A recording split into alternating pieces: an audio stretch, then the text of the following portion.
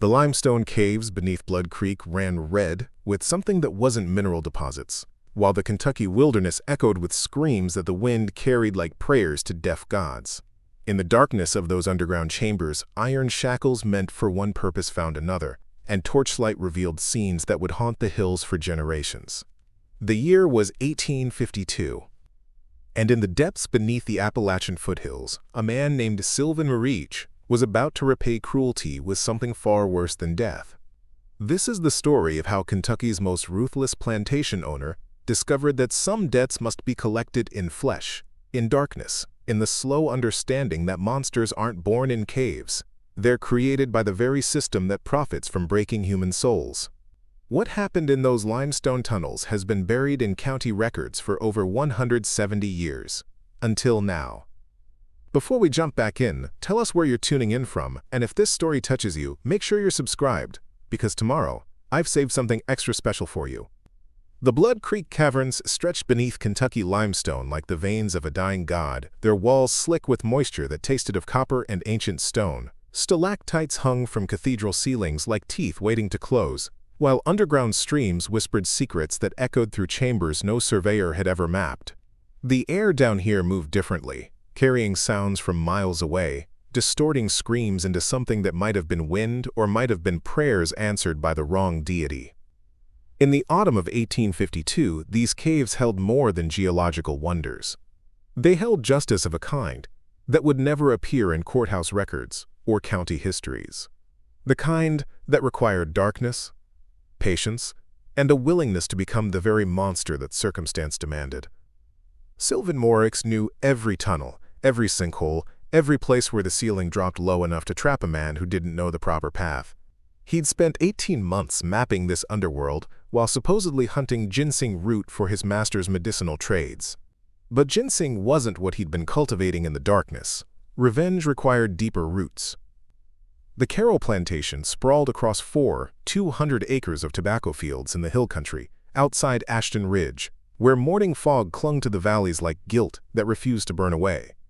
Master Fendrell Caro ruled his domain with methodical brutality, believing that systematic cruelty produced better yields than mere violence. His innovations in punishment had become legendary among Kentucky planters who visited to study his methods like students attending lectures on agricultural efficiency.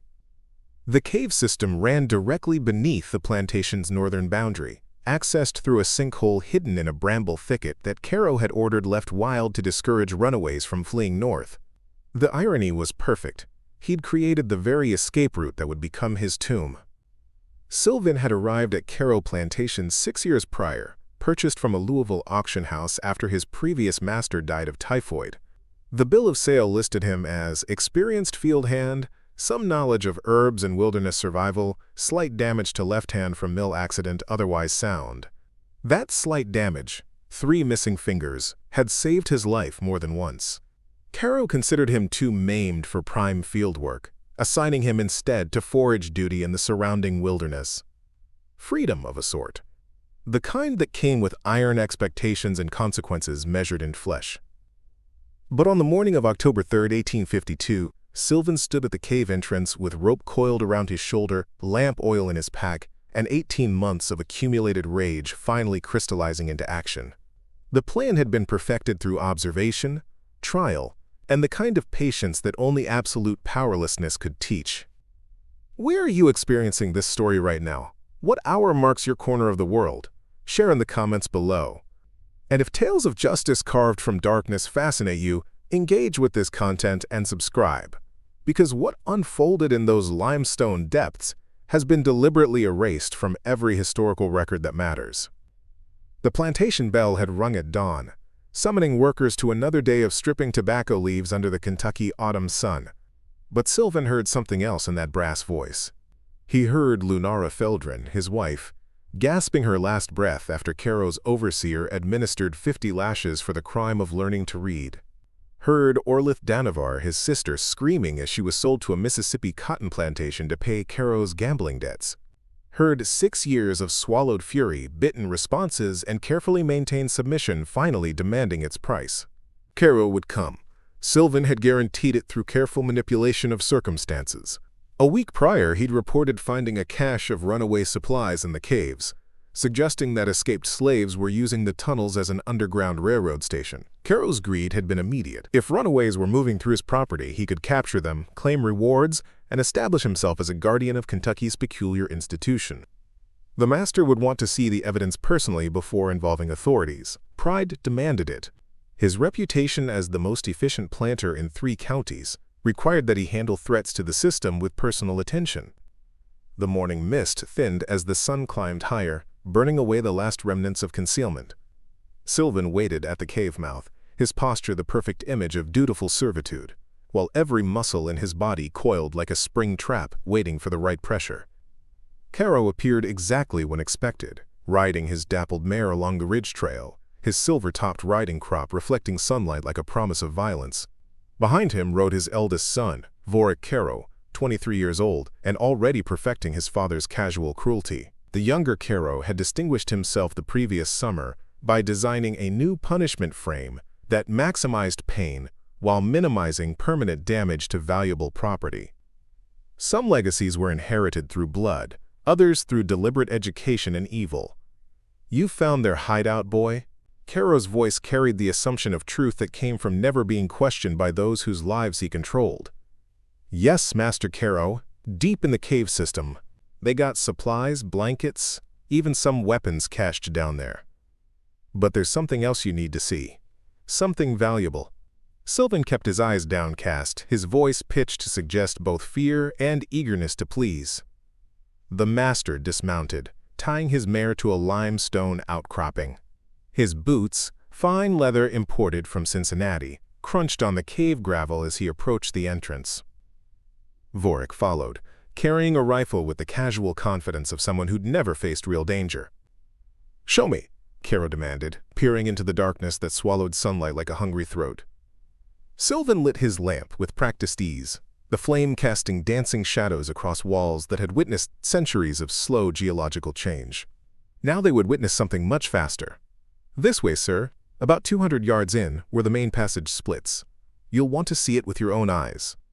The Caros entered the cave behind him, their lamplight joining his to create a small constellation of fire moving through primordial darkness. The temperature dropped immediately, the cave maintaining its constant 50 degrees regardless of surface weather. Moisture beaded on the walls, and somewhere in the distance water dripped with the steady rhythm of a clock counting down to something inevitable. What the historical records would never document was the network of preparation that had made this moment possible. Kalis Norwick, the plantation cook, had ensured Caro's breakfast was heavy enough to slow his reflexes, but not so heavy as to arouse suspicion. Talise Corvain, who managed the main house, had arranged for Mrs. Caro to be visiting her sister in Lexington for the week, eliminating witnesses who might raise immediate alarms. Even old Thessia Mornell, the stable master, had loosened specific saddle straps on the remaining horses, ensuring that any pursuit would be delayed by equipment failure. The conspiracy ran deeper than Caro could imagine, because he'd never imagined his property as capable of coordination beyond the tasks he assigned them. They moved deeper into the cave system, boots splashing through shallow pools that reflected lamplight like scattered coins. The passage narrowed, then opened into a larger chamber where flowstone formations created natural pillars that might have been beautiful under different circumstances.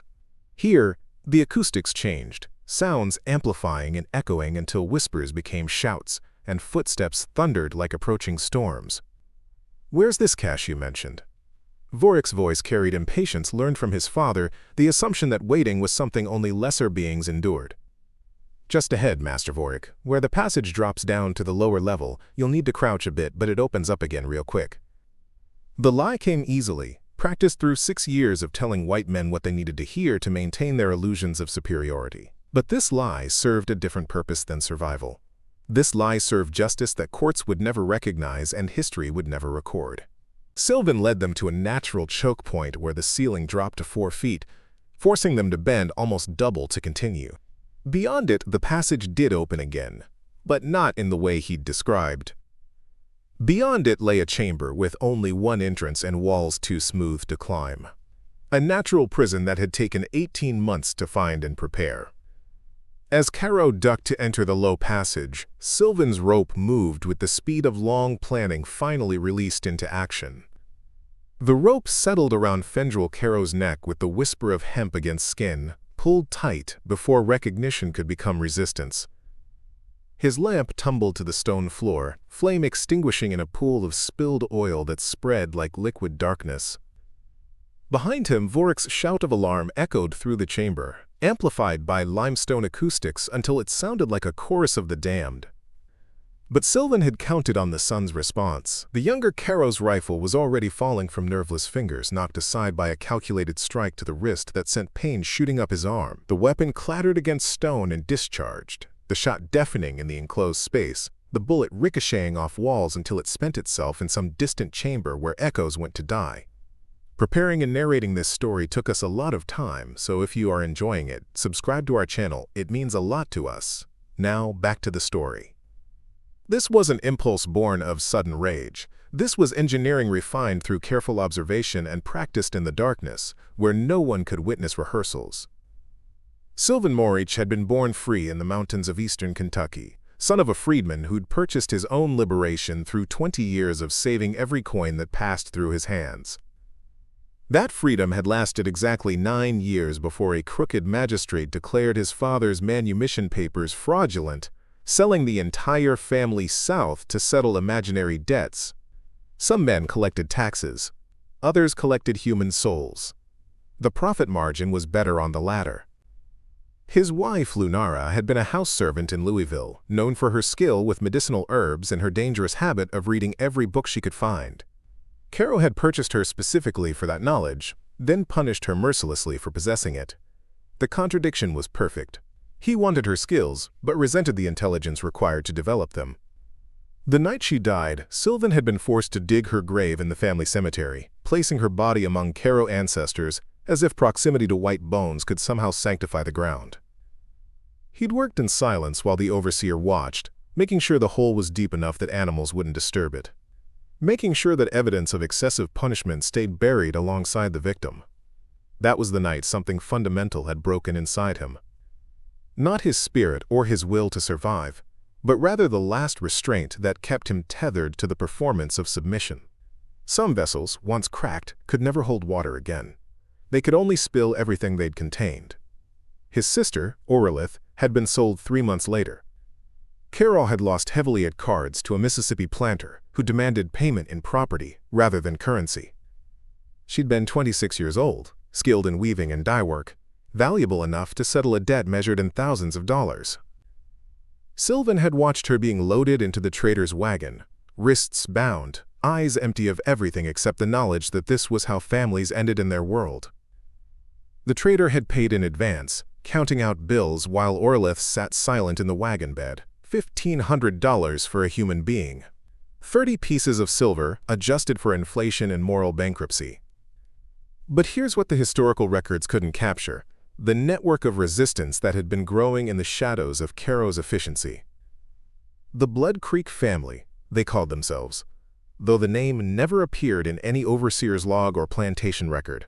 Runaways who'd escaped Caro's brutality, free people of color who'd avoided re-enslavement through constant vigilance, and even a few white abolitionists who'd grown disgusted with the system's casual cruelties.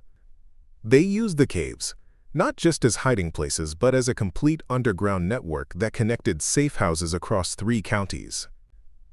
Sylven had been their guide, mapping passages and marking routes with symbols that only initiates could read. He'd helped 47 people reach freedom over 18 months, all while maintaining his performance as Caro's obedient forager. The irony was exquisite. Caro believed he'd purchased a crippled slave with limited value. He'd actually bought the chief conductor of an underground railroad that ran beneath his own property. Now, in the darkness of the lower chamber, Fendrel Caro sat with his back against limestone, hands bound behind him with the same rope that had secured his neck. His son, Vorik, lay nearby, similarly restrained, both men's expensive clothes already soaking up the cave's eternal dampness. The only light came from Sylven's lamp, casting shadows that transformed human faces into masks of dawning comprehension. "You don't understand what you're doing," Caro gasped, his voice raw from the rope's initial pressure. "They'll hunt you down. They'll hunt every last one of you down and make examples that'll terrify generations." "They'll have to find us first," Sylven replied, his voice carrying no more emotion than if discussing crop rotations. "And they'll have to want to find you. Not the same thing, Master Caro." The statement hung in the damp air like condensation, heavy with implications. Mrs. Caro was in Lexington, her return delayed by letters from her sister about a fabricated family crisis. The overseer had been given 3 days' leave to visit his dying mother in Frankfurt, a mother who was actually in perfect health and unaware of any planned visit. The remaining plantation staff had their own reasons for not raising immediate alarms about missing masters. Some absences took longer to notice than others.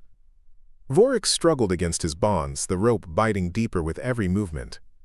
"Father paid good money for you, treated you fair. This is how you repay kindness." The laugh that escaped Sylven's throat was dry as cave dust. "Kindness. You call it kindness because you fed us enough to work. Because you only beat us when you thought we deserved it. Because you let us live in cabins instead of making us sleep in the fields." He moved closer, lamp raised so the younger Caro could see his face clearly. "Your father's kindness killed my wife. His fairness sold my sister to a man who works people to death in Mississippi cotton fields. His generosity gave me just enough hope to make despair cut deeper when he took it away." From a letter dated September 28, 1852, from Fendrel Caro to his wife. "My dear Sarah, the new punishment protocols are showing excellent results. Productivity has increased 17% since implementation. Several neighboring planters have requested consultations. Your husband's reputation as an innovative manager continues to grow. I remain devoted to maximizing returns while maintaining proper discipline. The Lord rewards efficiency in all things." The letter sat in a desk drawer in the main house, evidence of systematic cruelty disguised as agricultural optimization. Caro had pioneered techniques for breaking spirits without breaking bodies, understanding that damaged property lost value.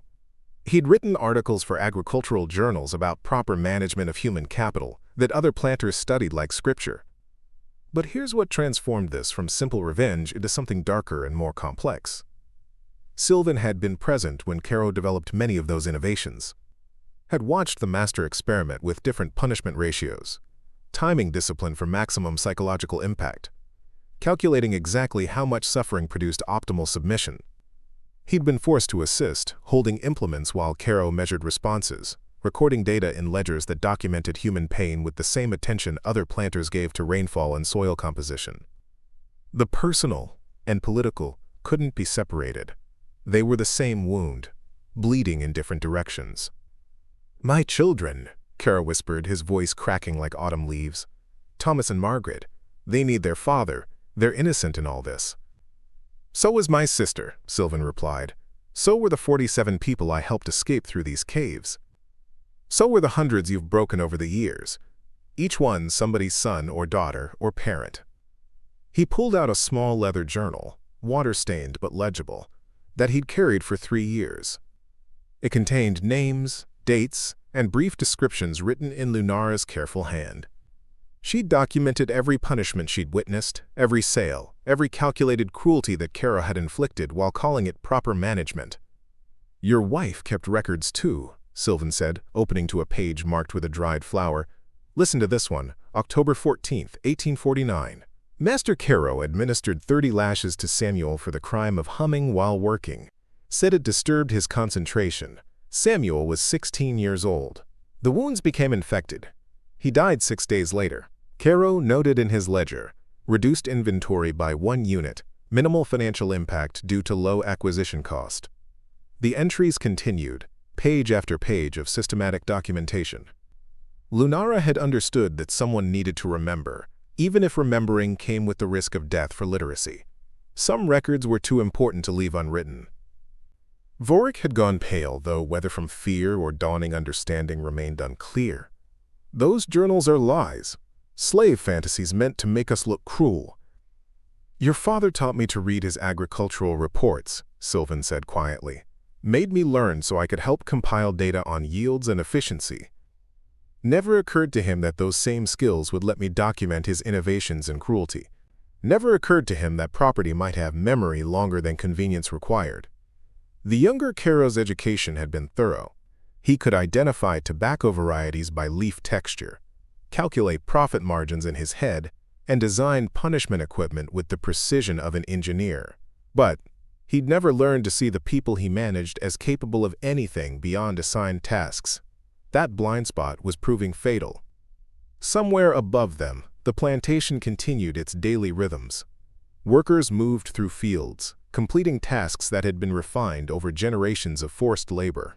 The system operated with mechanical precision, each person performing their role in machinery that ground human souls into agricultural products. But here, in the darkness beneath that system, different mathematics applied. Here, the equation balanced differently. Here, 18 months of planning was about to yield returns measured in justice rather than tobacco leaves.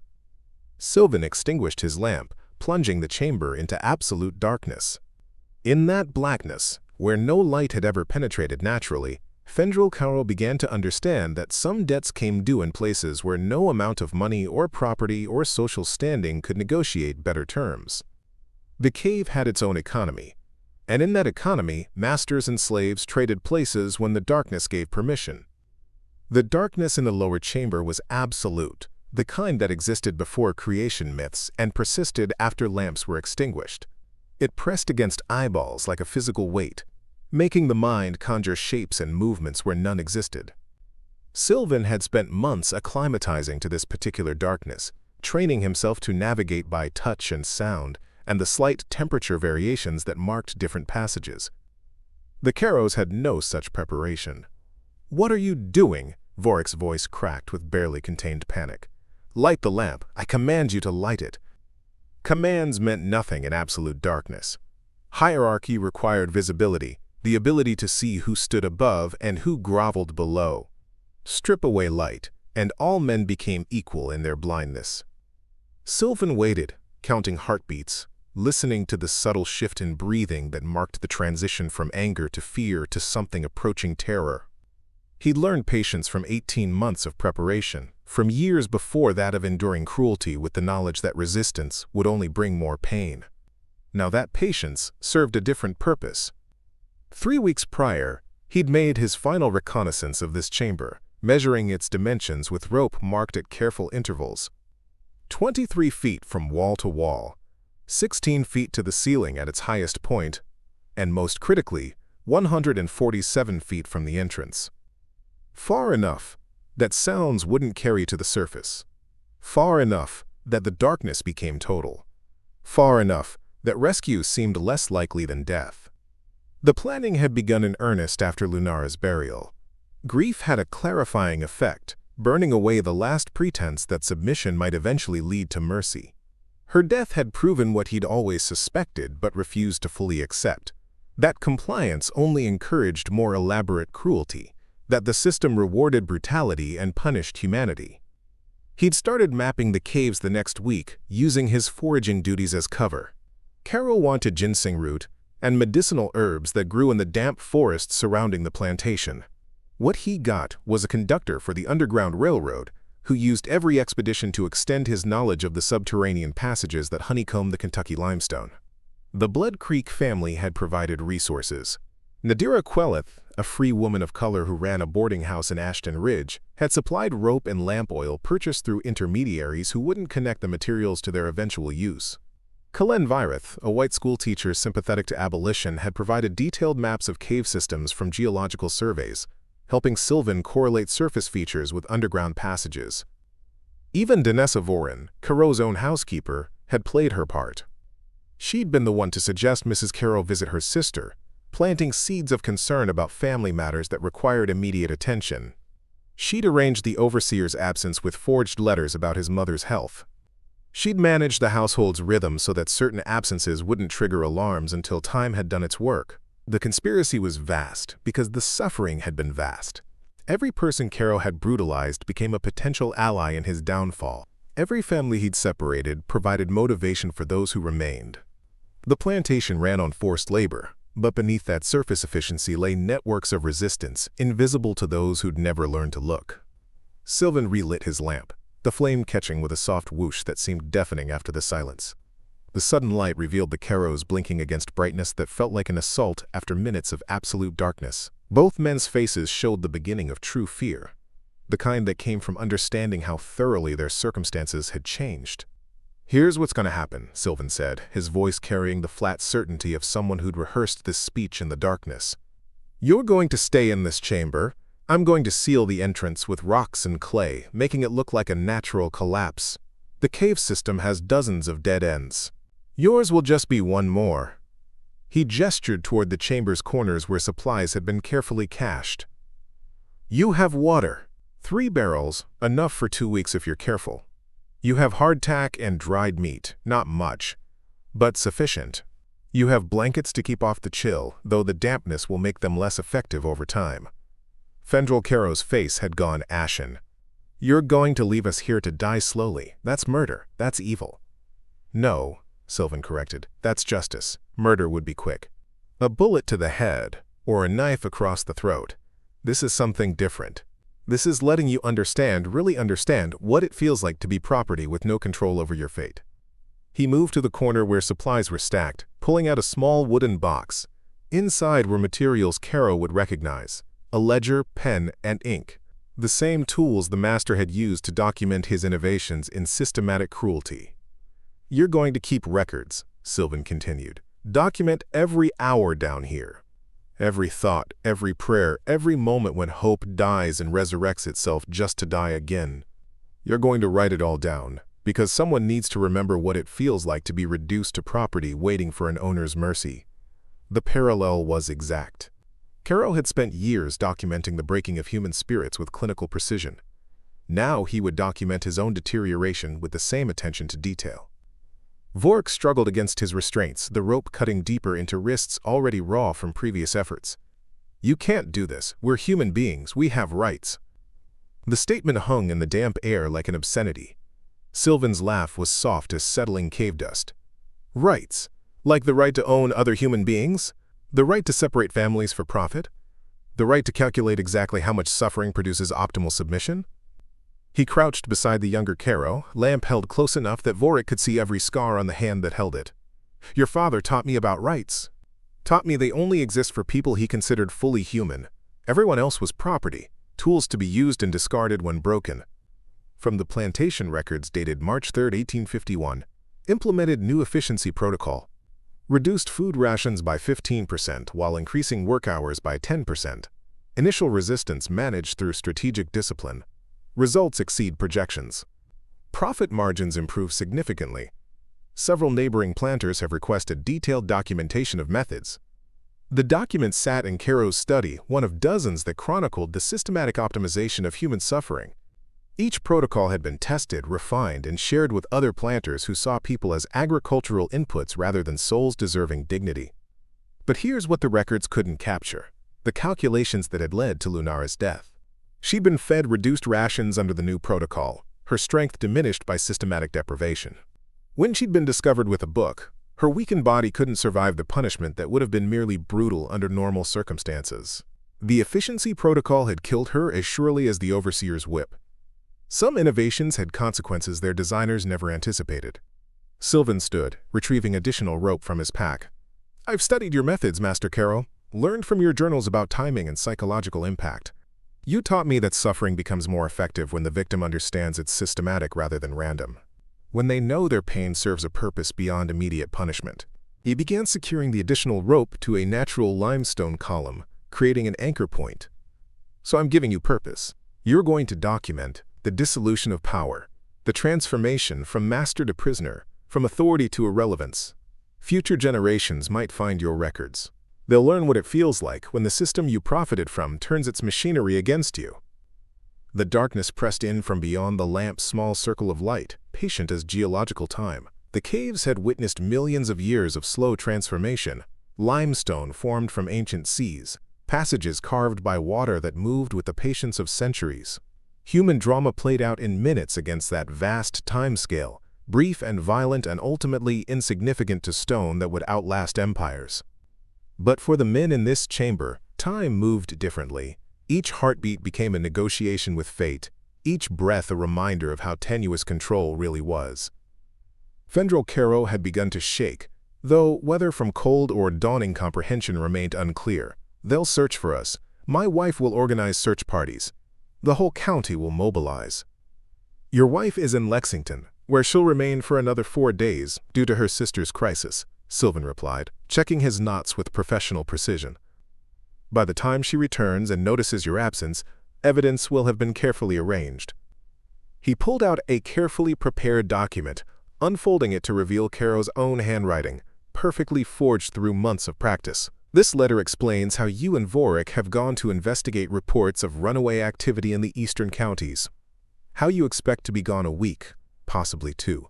How no one should worry if you're delayed. The forgery was perfect right down to the characteristic way Caro crossed his T's and looped his G's. Sylven had practiced in secret, using samples of the master's handwriting until he could reproduce it flawlessly.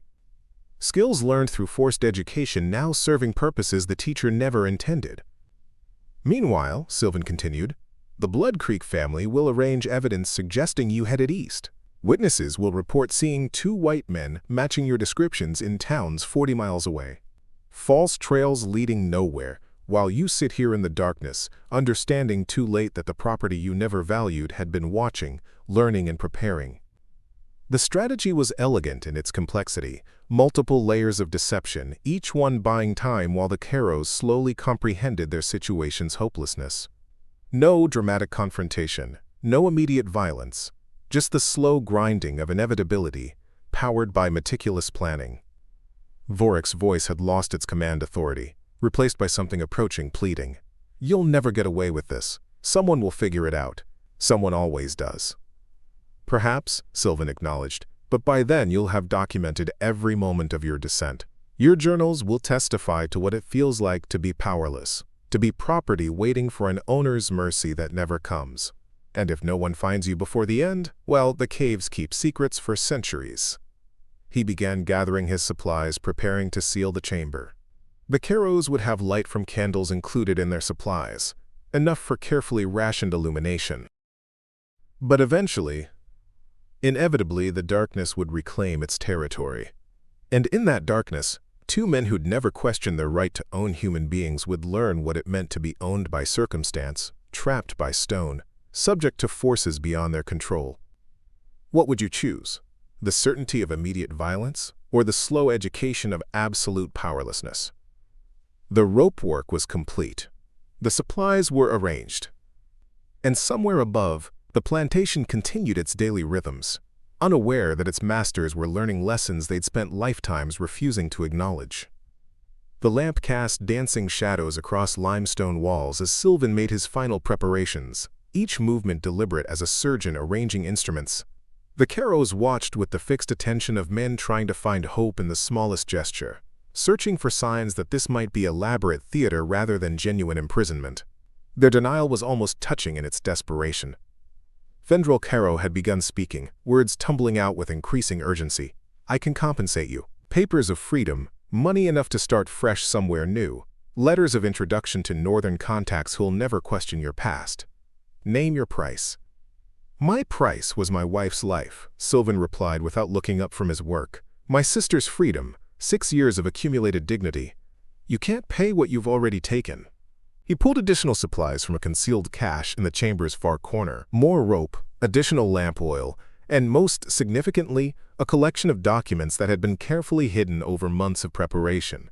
Plantation records, bills of sale, letters discussing the systematic cruelties that Caro had pioneered, all copied in meticulous detail.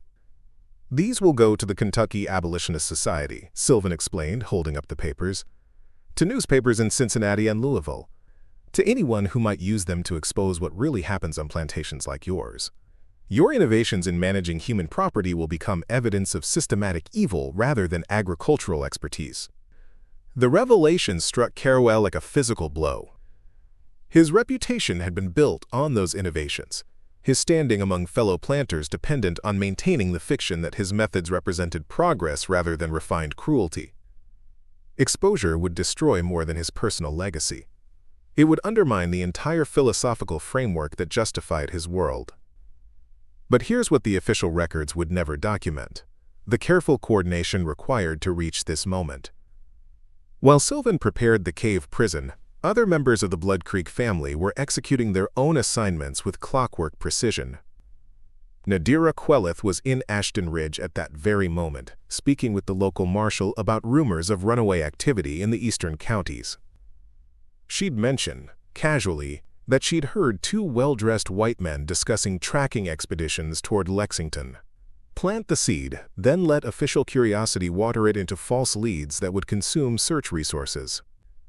Kalenvirith was arranging for letters to be sent from various towns, each one purportedly from Fendrel Caro, explaining delays in his return. The postmarks would suggest a trail leading east, away from Blood Creek, away from the limestone chambers where truth waited in the darkness.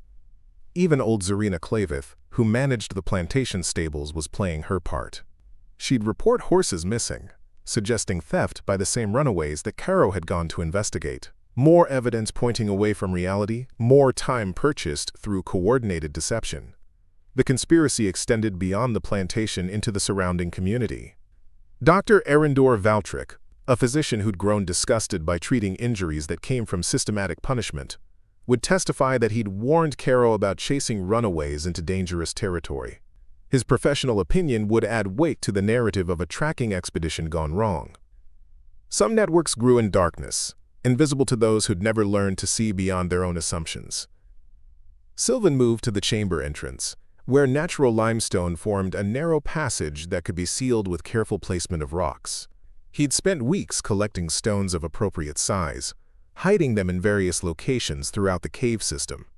Now he began arranging them, building a wall that would look like natural collapse to anyone who might eventually discover this dead end.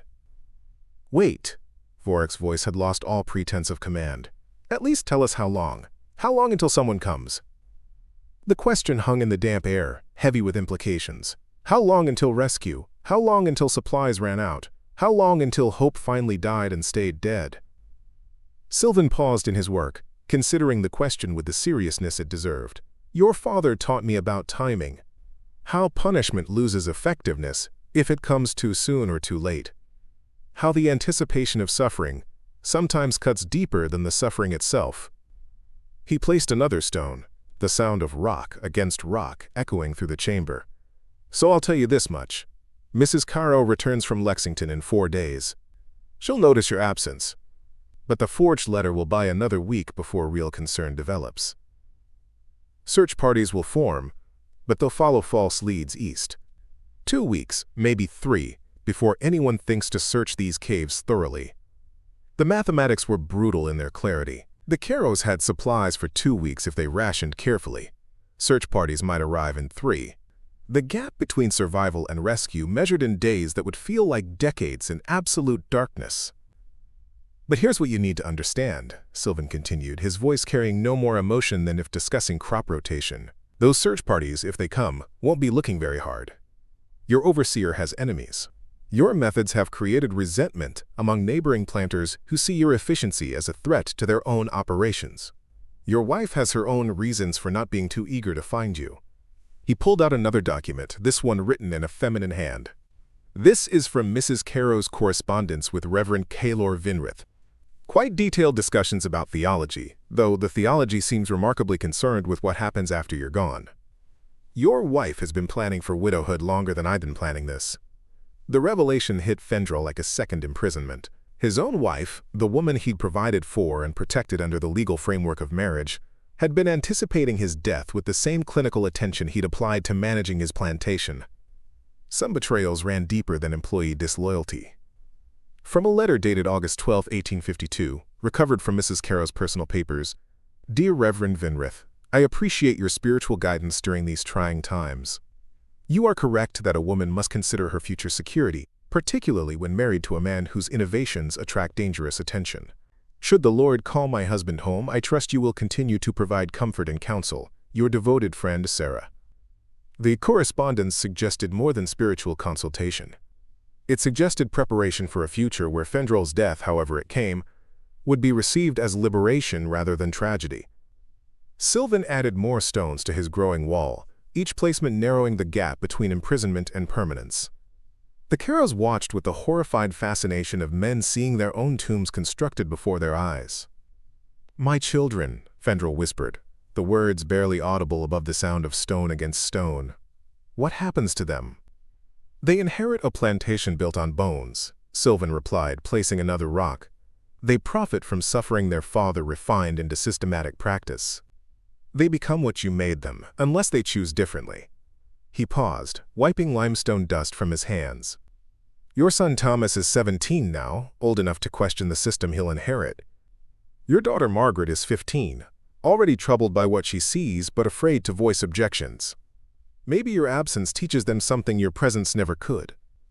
The possibility hung between them, fragile as lamp flame in cave wind, that good might come from this darkness, that the next generation might learn from their father's fate, that systematic evil might end with the men who'd perfected it sealed in limestone chambers beneath the very property they brutalized. But hope was cheap currency when measured against 18 months of planning and 6 years of accumulated rage. Sylven sealed another section of the wall, the barrier now rising chest-high. Inside the chamber, the Karaun sat in their carefully rationed lamplight, understanding finally crystallizing into acceptance. This was happening. This was real. This was justice wearing the face of the property they'd never valued as human. The water barrels are marked, Sylven said, his voice carrying through the diminishing gap. 1 cup per person per day gives you 2 weeks. The food, if rationed carefully, might last slightly longer. The candles, well, use them wisely. Darkness has its own way of measuring time. He placed the final stones within arm's reach, ready to complete the seal. But first he pulled out the journal and writing supplies, passing them through the narrowing opening. Document everything, he instructed. Every hour, every thought, every moment when you understand what it means to be powerless. Future generations deserve to know what it felt like when the system finally turned on those who'd profited from it. Findral's hands shook as he accepted the journal, the same hands that had signed bills of sale and calculated the optimal ratios of punishment to productivity. Now those hands would record their own dissolution, their own transformation from authority to irrelevance. Why? Vorik asked, the question encompassing everything. The planning, the patience, the elaborate coordination that had led to this moment. Sylven considered the question as he prepared to place the final stones. Because some debts can't be paid with money or manumission papers. Because your father built an empire on the assumption that certain people weren't fully human. Because my wife died documenting his cruelties and someone needed to finish what she started. He began sealing the final section, stone scraping against stone in a rhythm that sounded like a funeral march played in mineral percussion. The gap narrowed to a foot, then 6 inches, then just a sliver through which lamplight leaked like the last hope draining from a dying dream. And because, Sylven added, his voice now coming from beyond the wall, justice required becoming the monster you always claimed we were. You created this. I just gave it form. The final stone slid into place with a grinding finality that echoed through the chamber. Total darkness swallowed lamplight as Sylven extinguished his flame on the outer side, leaving the Caros with only the candles that would eventually burn down to nothing.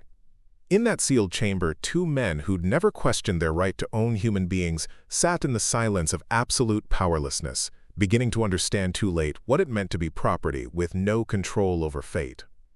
And somewhere above, the plantation continued its rhythms, unaware that its masters were learning lessons they'd spent lifetimes refusing to acknowledge. The limestone chamber now existed in 2 states simultaneously, present reality for those trapped within, and historical fiction for everyone beyond the sealed entrance. Sylven stood in the outer passage, listening to the muffled sounds of distress filtering through stone barriers designed to last centuries. The acoustics carried emotion without clarity, turning panic into something that might have been wind or water or the cave's own breathing. He should have felt triumph. 18 months of planning had culminated in perfect execution. Justice, so long deferred, had finally arrived wearing the face of the oppressed rather than the oppressor. But standing in the darkness beyond the sealed chamber, Sylven felt only the weight of transformation. The moment you become the monster you're fighting, something fundamental shifts in how you understand yourself. The path back to the surface wound through passages he could navigate blind, muscle memory guiding him past obstacles that had claimed less familiar travelers.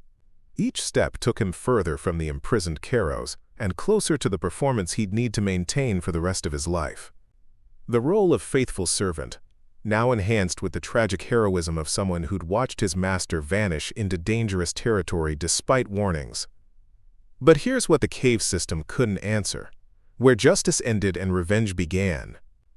Fendrel Caro had systematically brutalized hundreds of people over decades of plantation management. His innovations in cruelty had spread to other properties, influencing how an entire region approached the business of slavery. His death would save future suffering, prevent the propagation of his methods, end the legacy built on calculated evil. Yet Vorik had been 23 years old, still forming the moral framework that would guide his adult life. Yes, he'd absorbed his father's teachings. Yes, he'd already begun implementing the same systematic cruelties, but he'd had no choice in the family he was born into. No alternative education to challenge the assumptions that surrounded him from birth. His imprisonment served vengeance more than justice, punishment for inheriting evil rather than creating it. The philosophical weight pressed down like the tons of limestone overhead. Sylven emerged from the cave system as afternoon sun painted the Kentucky hills in shades of amber and rust. The transformation from underground darkness to surface light should have felt like rebirth, but instead carried the quality of crossing from one prison into another. The Caros sat trapped in stone.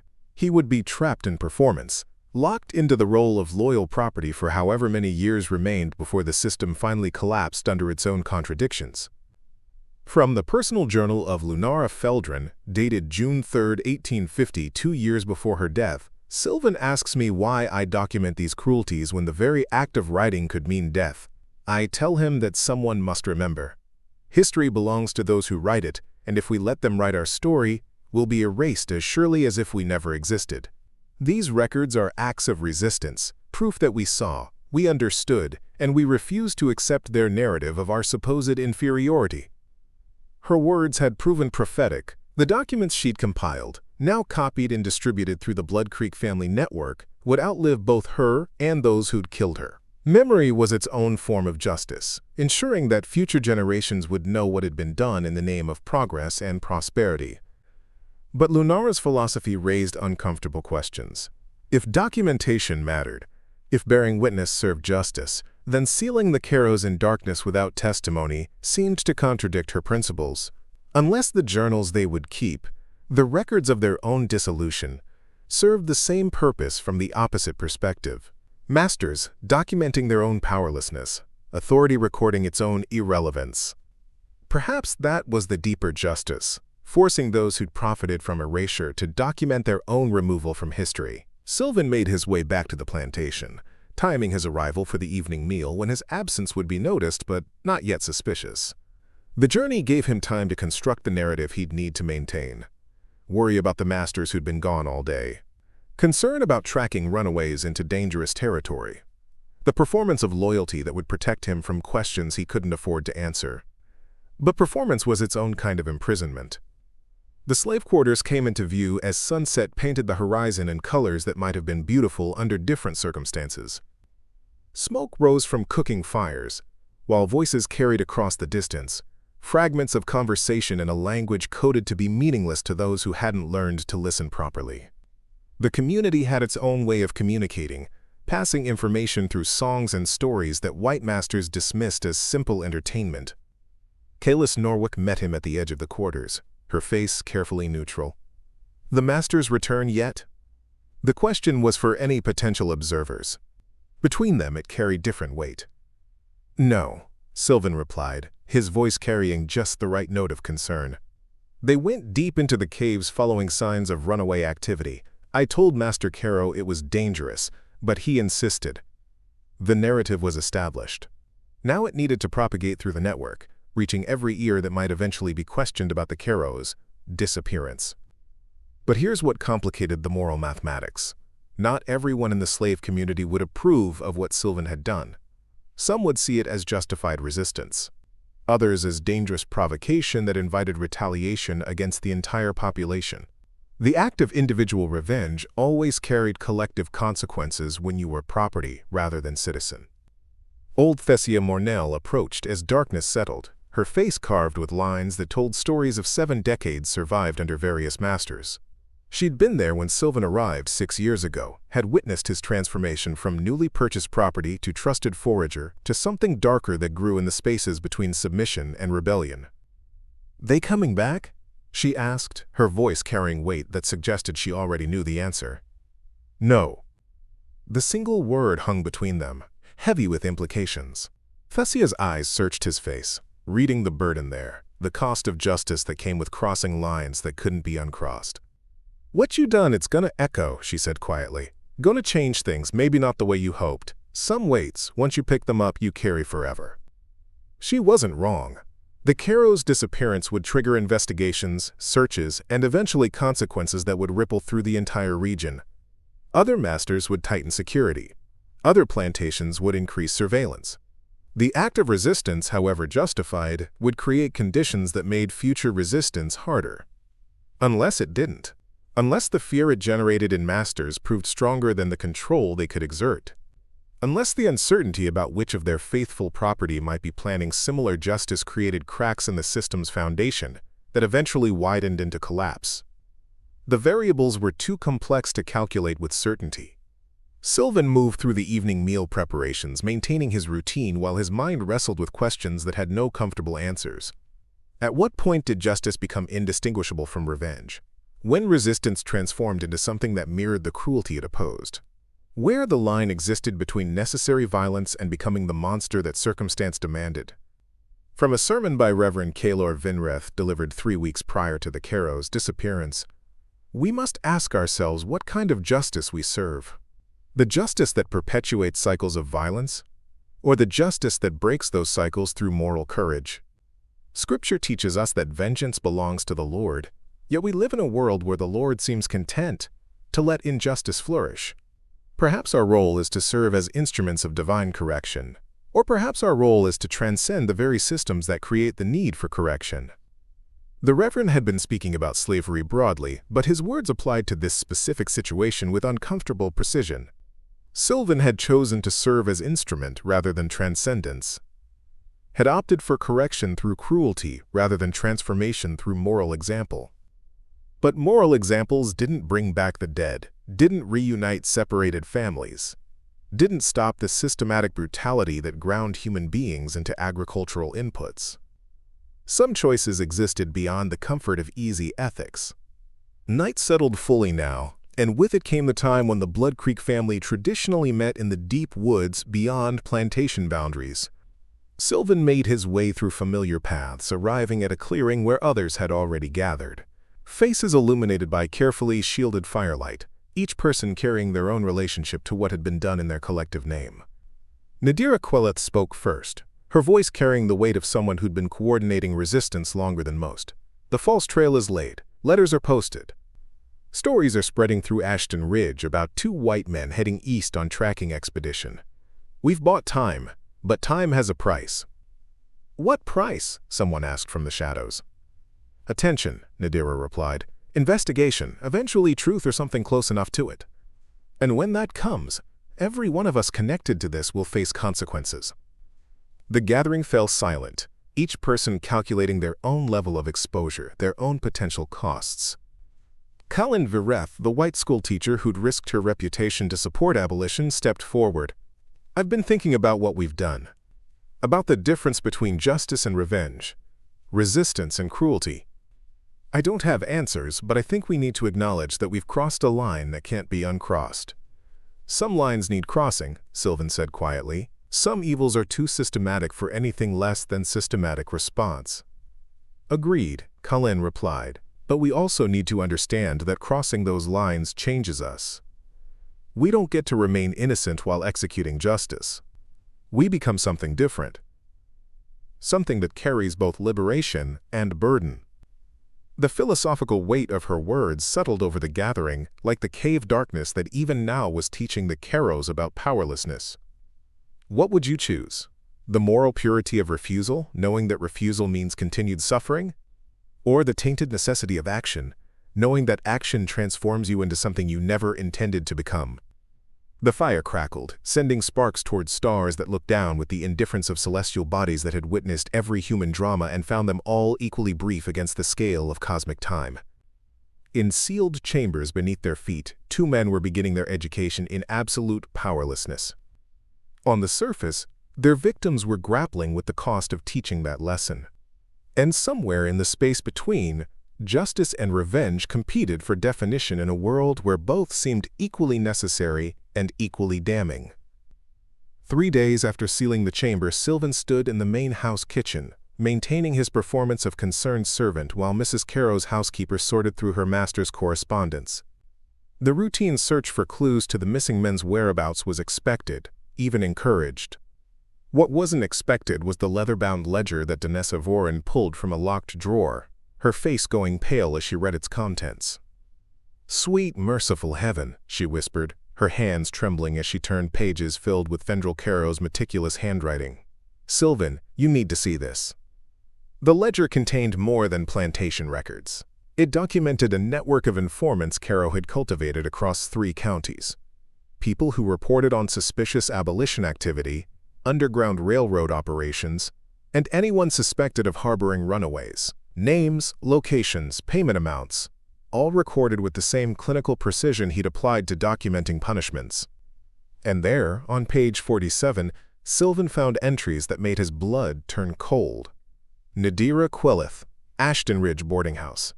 Suspected of providing shelter to runaways, monitoring continues, evidence insufficient for legal action but surveillance ongoing. Kalen Vivereth, schoolteacher. Known abolitionist sympathies. Letters intercepted suggest coordination with northern networks, useful for tracking larger conspiracy. Dr. Arendor Valtrick, physician. Treats runaways without reporting to authorities, has expressed moral objections to institution, under observation. The list continued.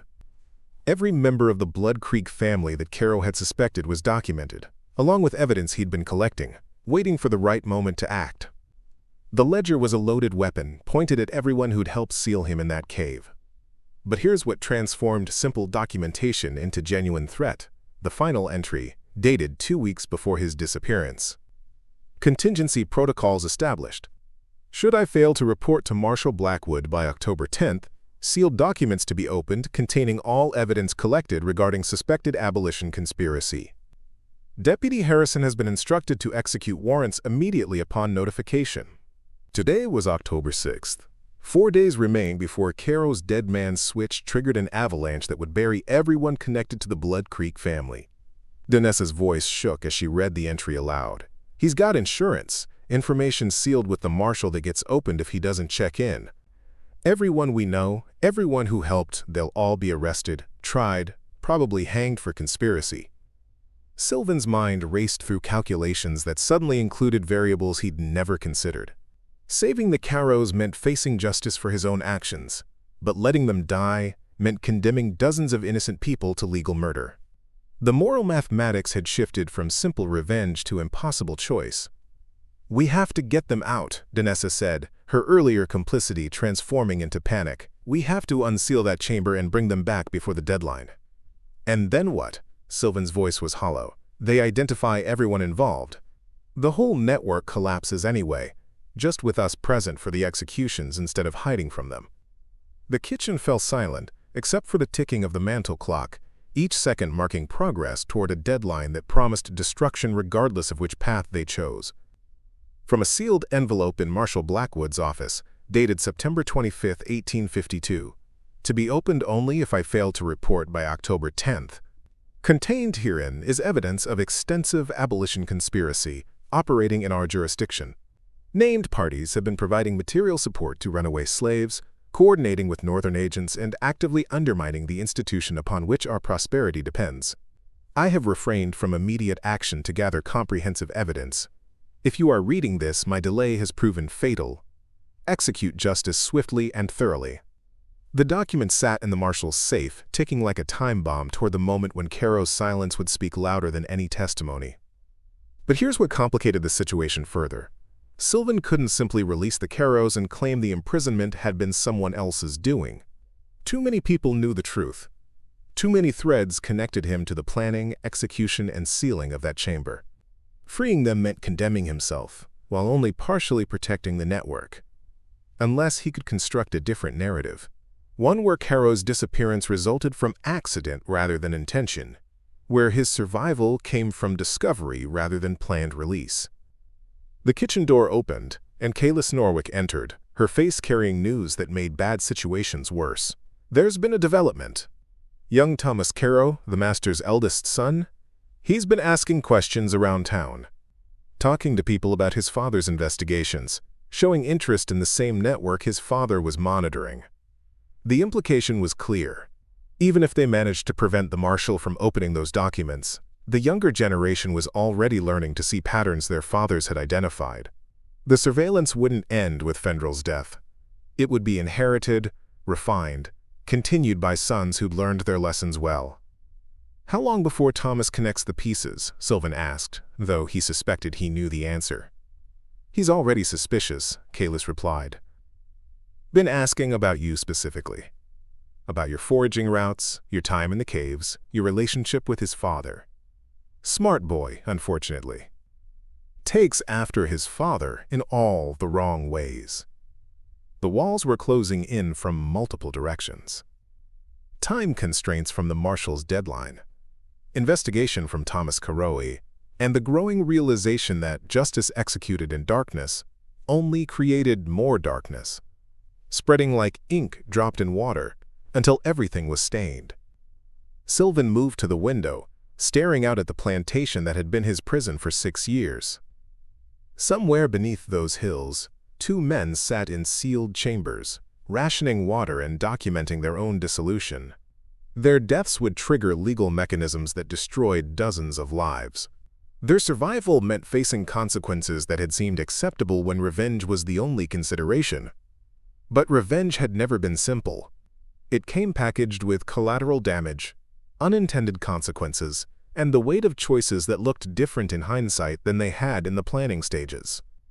There might be another way, Danessa said slowly, her mind clearly working through possibilities. What if we arrange for someone to find them? Not us, but someone who'd have legitimate reason to search the caves. Someone who'd report the discovery without necessarily understanding how they got there. Who would believe they survived 3 days sealed in a chamber by accident? Sylven countered. Someone who wants to believe, Kalis suggested. Mrs. Caro, perhaps. She receives word about possible cave locations, organizes a search party, discovers them barely alive. In her relief, she doesn't ask too many questions about how they got trapped, just grateful they survived. The plan had possibilities, but it required threading a needle while blindfolded. Too many details needed to align perfectly. Too many people needed to accept explanations that barely held together under scrutiny. And it required Sylven to give up the justice he'd spent 18 months planning, to watch the Caros return to power, to continue his performance of submission while they recovered from imprisonment he'd orchestrated. Some victories were indistinguishable from defeats. But here's what made the decision genuinely impossible. Among the names in Caro's ledger were people who had nothing to do with the Blood Creek family. Shopkeepers who'd sold supplies without asking questions. Farmers who'd looked away when runaways passed through their property. Even children of suspected abolitionists, documented for future surveillance when they came of age. Caro's net was wider than anyone had realized. His paranoia had created a web of suspicion that would ensnare the guilty and innocent alike. We need to call a meeting, Sylven said finally. Everyone who's connected to this needs to know what we're facing. They deserve to choose their own fate rather than having it chosen for them. The gathering that night was larger than usual, the clearing in the deep woods crowded with people whose lives hung in the balance between one man's life and their own freedom. Sylven explained the situation, watching faces transform from determination to horror to the kind of desperate calculation that came from confronting choices with no good options. So we die to save them, or they die and take us with them, someone said from the shadows. Those are our choices? There might be a third option, Nadira Quelith spoke up. What if we expose the system itself? Take Caro's documentation and use it against the very institution he was trying to protect. Show the world what methods are required to maintain slavery. Make his evidence our weapon instead of his. The suggestion hung in the night air, radical enough to shift the entire framework of their dilemma. Instead of choosing between Carraway's life and their own, they could choose to burn down the entire structure that made such choices necessary. But revolutions came with their own body counts, their own innocent casualties, their own transformations of liberators into something that mirrored the oppressors they'd fought. Time was running out. The deadline approached with the inevitability of dawn. And somewhere beneath the Kentucky limestone, two men waited in darkness, unaware that their survival had become the linchpin of a larger catastrophe. What would you choose? Sacrifice yourself to save others? Sacrifice others to save yourself? Or burn everything down and hope something better rises from the ashes? The clock kept ticking toward October 10th, and with each passing second the weight of impossible choices grew heavier.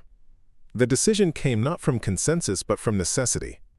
October 9th arrived with autumn rain that turned Kentucky dirt to mud and made the cave entrance treacherous with runoff. 20 hours remained before Marshal Blackwood would open Carrow's sealed documents and condemn dozens to the gallows. The Blood Creek family had debated through the night and reached the only conclusion that mathematics allowed. The Carrows had to be found alive. Sylven stood at the cave mouth with Nadira Quelith and Dr. Arendor Valtrick, the three of them carrying supplies for a rescue that tasted like defeat. The plan was constructed from desperation rather than strategy. They would unseal the chamber, revive the Carrows if possible, and claim discovery through following rumors of cave sounds reported by a fictional hunter. The story was thin as parchment, but it only needed to hold long enough for the marshal's deadline to pass. "Once we do this, there's no going back," Nadira said, her voice barely audible above the sound of rain. "They'll return to power. The system continues. Everything we fought for becomes meaningless." "Not meaningless," Dr. Valtrick corrected. "Postponed. Sometimes survival means accepting temporary defeat to fight another day." But Sylven knew the truth carried darker weight. This wasn't postponement. This was surrender disguised as strategy. Justice deferred was justice denied, and they were about to deny it completely. They entered the cave system, lamplight casting familiar shadows across walls that had witnessed both planning and imprisonment. The journey to the sealed chamber took 30 minutes, each step carrying the weight of choices that looked different now than they had 6 days ago. Revenge had seemed pure in its conception. In execution, it revealed itself as something more complicated, more costly, more poisoned than anyone had anticipated. The wall of stones appeared unchanged, but as they drew closer, Sylven noticed something wrong. Water seeped through gaps that shouldn't exist, and the careful arrangement he'd constructed showed signs of disturbance. Someone or something had been working at the barrier from the inside. "They're trying to dig out," Nadira observed, kneeling to examine the displaced stones. "They've managed to create a small opening near the base." Dr. Valtrick pressed his ear against the wall, listening. After a moment his face went pale. "I hear breathing. Only one person, and it sounds labored, possibly injured." The three exchanged glances weighted with implications. If one Carrow had died, the moral mathematics shifted again. Partial justice served, but with consequences still intact. The sealed documents would still open. The network would still face destruction, but at least half the debt had been collected. They began removing stones with urgent efficiency, working from the opening the prisoner had created. Within minutes, the gap was wide enough to pass through. Sylven went first, lamp extended, prepared for whatever waited in the darkness beyond. What he found rewrote the entire narrative. Vorik Carrow sat propped against the limestone wall, his face gaunt and his lips cracked from dehydration, but alive and conscious. The journals lay scattered around him, pages filled with desperate handwriting that had grown increasingly erratic over 6 days of imprisonment. But it was the scene in the chamber's far corner that stopped Sylven's breath. Fendrel Carrow's body lay motionless, but not from starvation or dehydration. The master's skull showed clear evidence of blunt trauma, and his hands were positioned in a defensive posture that suggested he'd seen the attack coming. The rock used as weapon rested nearby, its surface dark with dried blood. Vorik's voice came out as a rasp. He was going to drink all the water. Said his life was worth more than mine. Said I was young enough to survive on less. I couldn't let him condemn us both to death through his selfishness. The revelation hit like a physical blow. Fendrel Carrow, the master who'd built an empire on systematic cruelty, had died not as a victim of slave revenge, but at his own son's hands. The darkness had taught its lessons, but not the ones Sylven had intended. It had revealed that the capacity for cruelty transcended the master-slave relationship. That powerlessness could transform anyone into something monstrous. That sons could murder fathers when survival demanded it. Dr. Valtryek moved to examine the body, his professional assessment confirming what they could all see. He's been dead at least 2 days. The trauma is consistent with close-quarters violence, probably during a struggle over resources. Nadira's voice carried a strange mixture of horror and calculation. This changes everything.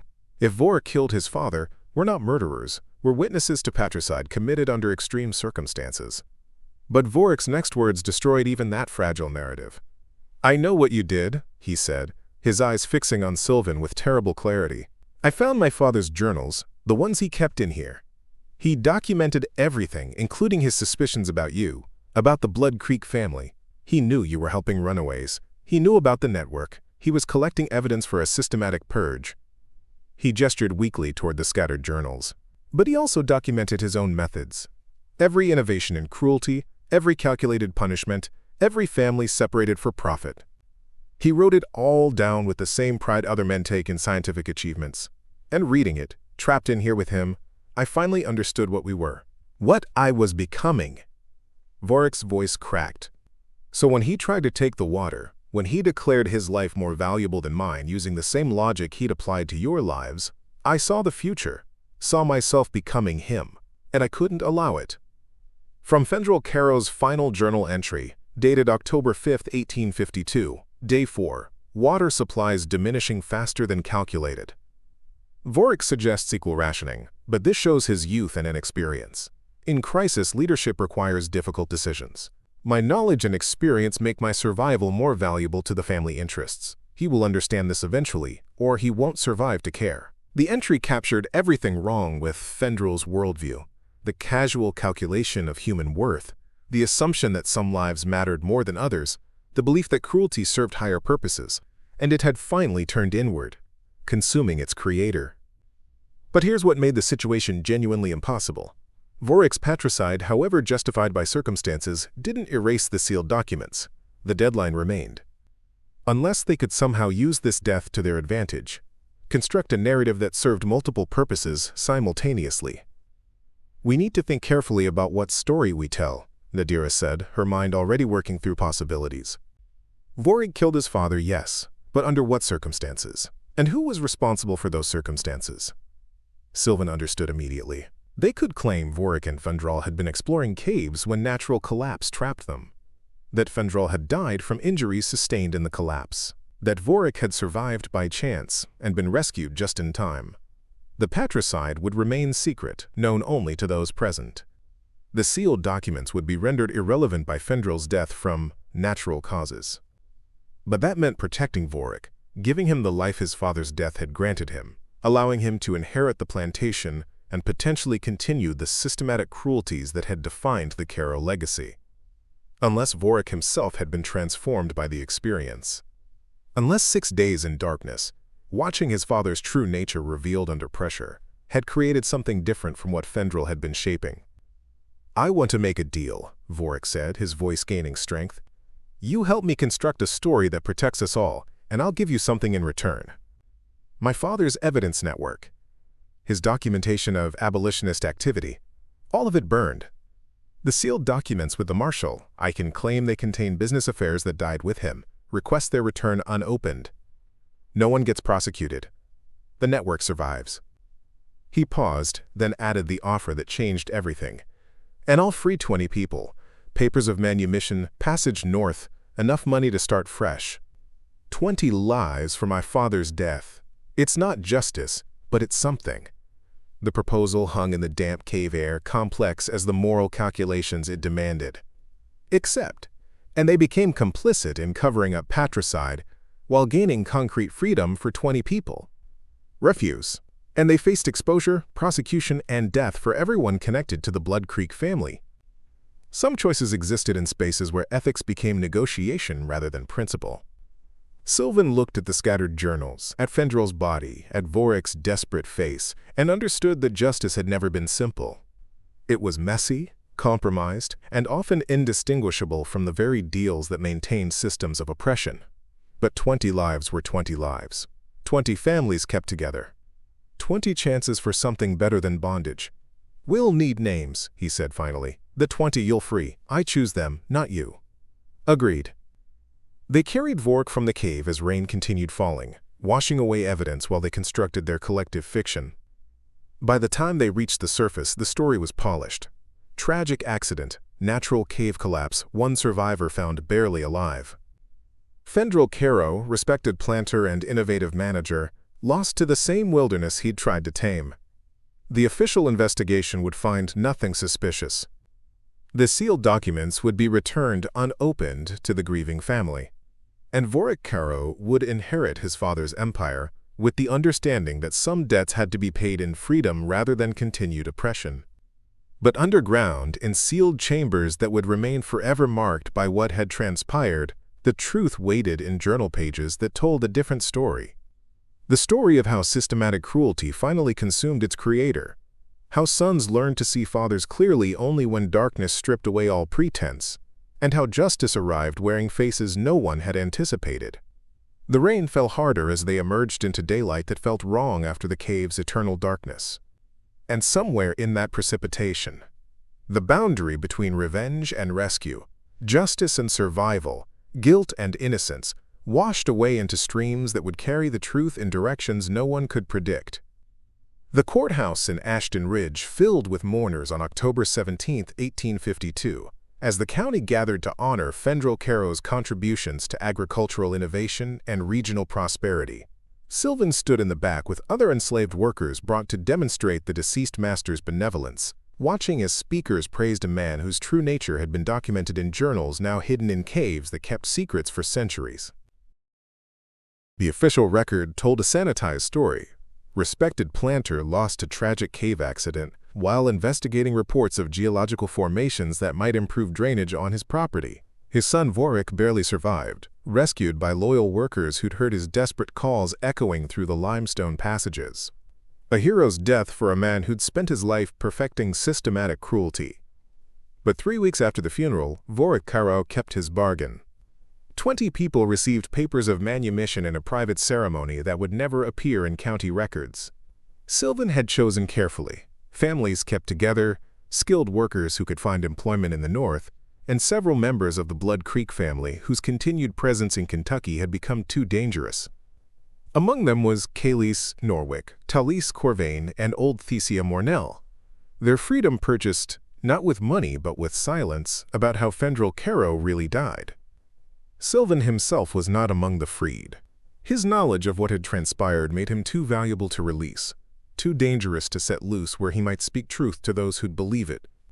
Instead, Vork offered a different arrangement: increased autonomy, better conditions, and the tacit understanding that the Blood Creek family's operations would continue unmolested as long as discretion prevailed. He'd traded justice for survival, again. From the personal records of Vork Caro, dated November 3, 1852, "I inherit my father's empire built on principles I now recognize as monstrous. Each day I walk grounds where people labor under threat of violence I'm expected to administer. The cave showed me what we are, what I was becoming. But knowing and changing are different struggles. The system demands participation even from those who've seen its true face." The entry suggested transformation, but transformation constrained by institutional pressures that made individual morality irrelevant to structural evil. What the courthouse ceremonies couldn't acknowledge was how Fendrel's death had shifted dynamics throughout the region. Other planters, hearing whispered rumors about what really happened in those caves, began watching their own workers with increased suspicion. Some tightened security. Others, understanding the message implicit in Caro's disappearance, moderated their cruelties just enough to avoid becoming the next cautionary tale. Fear worked in multiple directions. But here's what haunted Sylven in the months that followed: the weight of carrying truth that could never be spoken. He'd planned 18 months for justice that arrived in a form he'd never anticipated. Fendrel had died, yes, but by his son's hand rather than systematic revenge. 20 people gained freedom, but hundreds remained in bondage. The Blood Creek family survived, but only through complicity with the very system it opposed. Some victories tasted like defeat, because they were defeats disguised as compromise. He still worked the caves, mapping passages and guiding runaways through underground routes that connected safe houses across 3 counties. But now he did so with Vorik's knowledge and tacit approval, the younger Caro allowing resistance to continue as long as it maintained plausible deniability. The arrangement was practical, efficient, and morally bankrupt in ways that kept Sylven awake during long Kentucky nights. Lunayra would have understood. She documented cruelty, knowing that bearing witness was its own form of resistance, even when witness couldn't prevent the suffering it recorded. Her journals, combined with Fendrel's own writings, now sat hidden in the caves where they might someday serve as testimony to what had transpired in the name of progress and prosperity. Memory was its own justice, even when memory came wrapped in compromise. On December 15, 1852, Sylven returned to the sealed chamber one final time. The wall he'd constructed remained mostly intact, though water had shifted some stones. Inside, Fendrel's journals lay where Vorik had left them, pages documenting the dissolution of power and the final confrontation between father and son. Sylven added one more document to the collection, his own account of what had truly happened, written in the literacy Lunara had given him before systematic cruelty took her life. Future generations might find these records. They might understand that justice in their world came complicated, compromised, and carried by people who became monsters to fight monsters. Or they might find nothing. The caves kept secrets for millennia. What were human dramas against that timescale? He sealed the chamber again, this time knowing it would remain undisturbed. The truth sat buried in limestone darkness, waiting for a future that might be ready to hear it. And in the hills above Blood Creek, where autumn gave way to winter and the system of bondage continued its grinding operation, people whispered stories about the Caro disappearance, about caves that swallowed masters whole, about property that remembered everything and forgot nothing. The whispers carried their own power, even when the truth behind them remained hidden. Some debts were paid in blood, others in freedom, and some in the weight of carrying stories that could never be fully told. The legacy of Blood Creek would echo through Kentucky history, though never in official records. It would live in the spaces between documented facts, in the silences that spoke louder than testimony, in the understanding that resistance took forms that looked like complicity from the outside.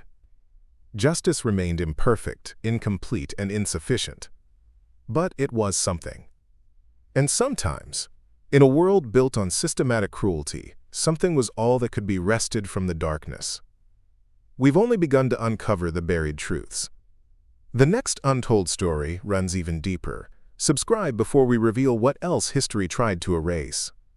Up next, you've got 2 more standout stories right on your screen. If this one hit the mark, you won't want to pass these up. Just click and check them out. And don't forget to subscribe and turn on the notification bell so you don't miss any upload from us.